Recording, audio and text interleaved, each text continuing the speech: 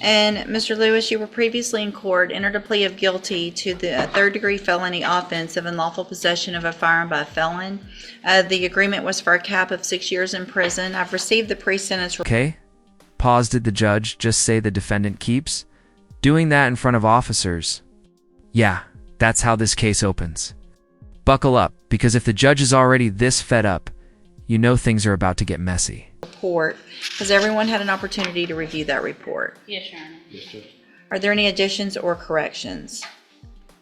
Just the argument from the defense. Nothing to say. In addition, I have received the jail incident reports, which have been turned over to counsel. Have you both had an opportunity to review those? I have. Also, I have received this morning and now reviewed, it looks like 4 letters of support that Ms. Holmes brought today. Mr. Smith, have you had an opportunity to review those as well? All right, then Ms. Holmes, you may proceed. Thank you, Your Honor. In looking at the PSI report, Mr. Lewis does have obviously previous criminal history spanning from juvenile and to adulthood. The priors that he has, it appears with burglary of a habitation. It looks like 3 cases, but they ran concurrently, in which he was placed on probation and had a revocation in which he was sentenced to 8 years in TDC. He has since been discharged from that, Your Honor, and after being released, there was this traffic stop which resulted in a firearm being found. Quick legal note. Those prior burglary cases running concurrently meant Lewis served them at the same time, not stacked back to back.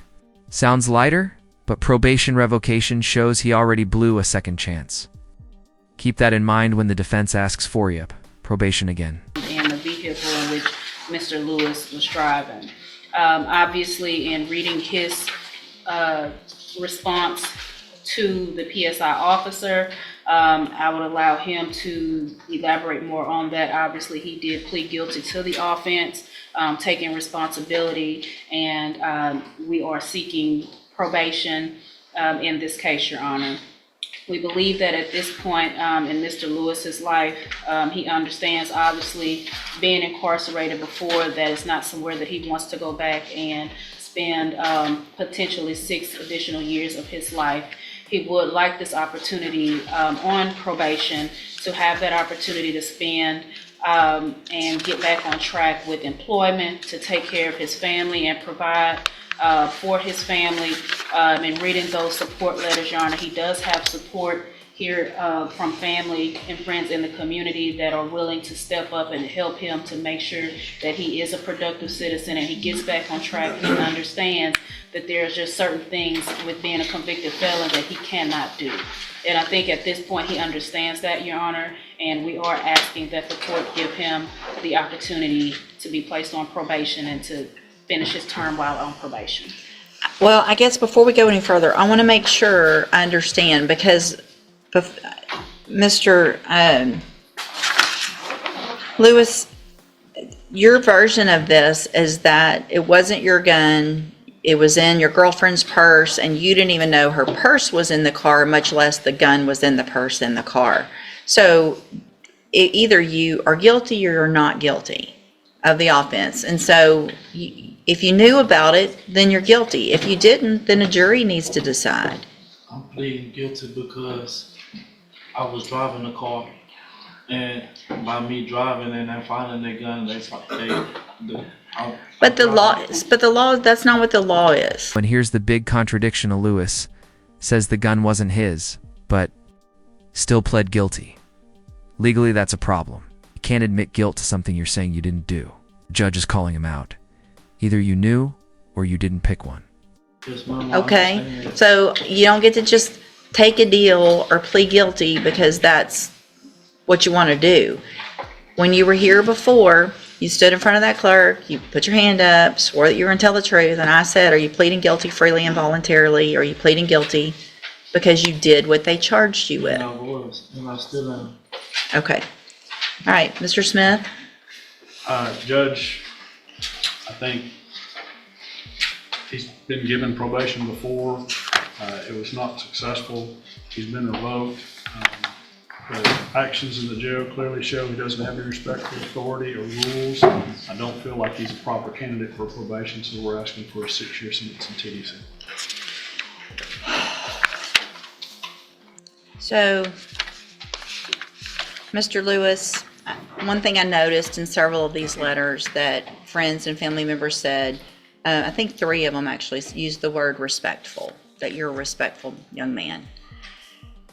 What has been going on in our jail is the furthest thing from respectful that I've seen.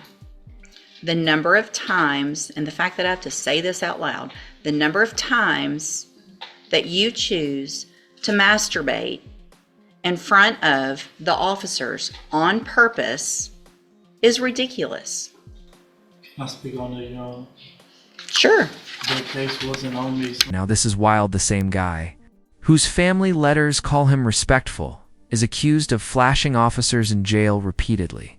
The judge isn't just dropping this for shock value.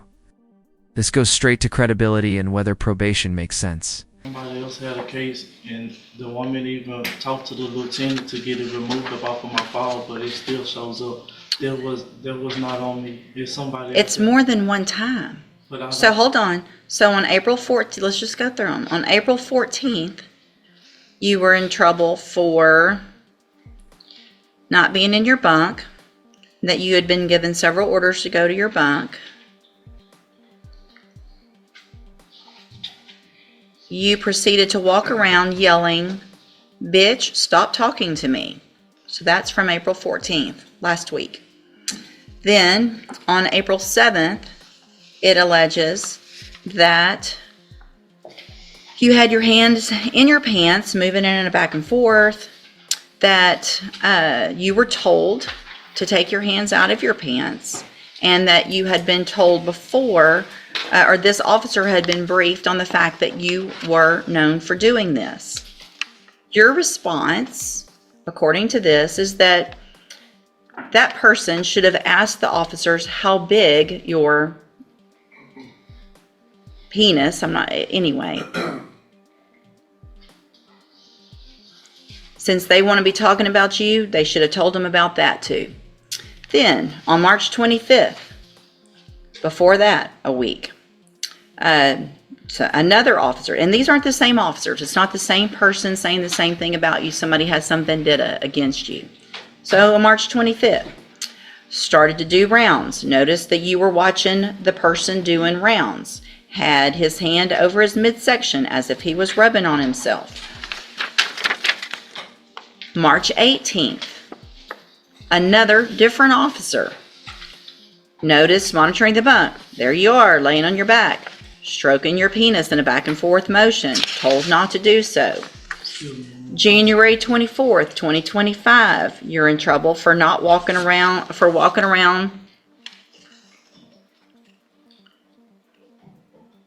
This one, notice the way you're laying on your bunk in a way. Oh, notice the pattern. Different officers, different dates, same accusation. Even if one report was wrong, a half dozen can't all be coincidences. This is the judge building a case for why the letters of support don't outweigh the jail record. Making motions under the blanket, walked past, turned around to see if you were still doing it. Then you supposedly look at this officer and say, "I'm not doing anything," while you lifted the blanket up for that officer to see it. January 4th, another time, being told to be quiet, do what you're supposed to do, didn't do it that day. December 29th, another issue of not following the rules. December 17th, another infraction for arguing and not following the rules. So if there was one time when they got the wrong person, that's one thing. That's over and over again, you disrespecting female officers who are in there just doing their job. I sleep on my back. Sir, we're really going to do that? You asked me and I'm telling you, John, I sleep on my back. Uh-huh. I have sisters. I have a mama. I don't do that. Them people, write whatever they They're write. making this up on I don't you? have- That's terrible of them to do If that. you look at my cases report, ma'am, I don't have any cases on none of that. I don't have any time. I'm not on no restriction on none of that Okay. up in the county. You were off parole, the way I do the math, less than a I was on year. parole. So you did your whole 8 years? Yes, ma'am. What'd you do in prison to have to do your whole 8 years? I was in SIG. For doing what? Just tattooing, contraband. Not following the rules while you're in prison. I'm going to find that you previously entered your plea of guilty freely and voluntarily. Find sufficient evidence to find you guilty, and at this time find you guilty of unlawful possession of a firearm by felon. Sentence you to a term of 6 years in the institutional division of the Texas Department of Corrections. You will receive credit on that sentence for any time that you've been in custody that the law gives you the right to receive. I'm handing you the trial court certification that shows this was an agreement that I followed, and so you've waived your right to appeal, and you're lucky that this was the agreement. And there it is, the gavel drops. 6 years in prison. The judge even reminds him, "You're lucky this wasn't enhanced to a second-degree felony." Translation? This could have been way worse. Probation was never really on the table after that rap sheet. Mr. Smith was generous. The fact is, you could have been enhanced to a second-degree felony because of your history, and you're lucky you weren't. I have also handed you a written admonishment regarding your ineligibility to possess a firearm or ammunition. Obviously, you know this, but I'm required to read this to you. Because of the judgment entered against you, you're ineligible under Texas law to possess a firearm or ammunition. Possession of a firearm or ammunition could lead to charges against you. Firearm is a legal term, and you should read the written admonishment I provide you to see what devices qualify as a firearm. If you have questions about the laws that make you ineligible to possess a firearm or ammunition, or about how long it lasts, you can talk to Ms. Holmes. You can go with the bailiff.